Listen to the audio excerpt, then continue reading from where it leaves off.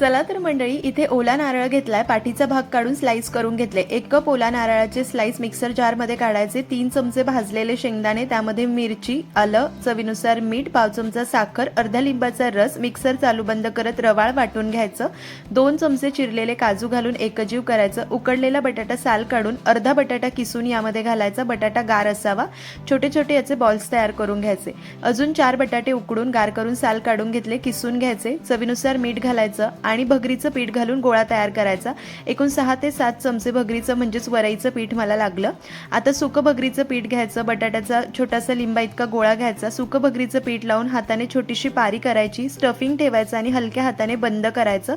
लाडूसारखं हलक्या हाताने बंद करून घ्यायचं। सुक्या भगरीच्या पिठामध्ये घोळवून घ्यायचं। सगळे पॅटीस उपवासाचे असेच तयार करायचे। चांगल्या गरम तेलात मध्यम आचेवर सोनेरी होईपर्यंत हे उपवासाचे पॅटीस तळून घ्यायचे। चटपटीत चटणीसोबत सर्व करायचे। नक्की करून पहा।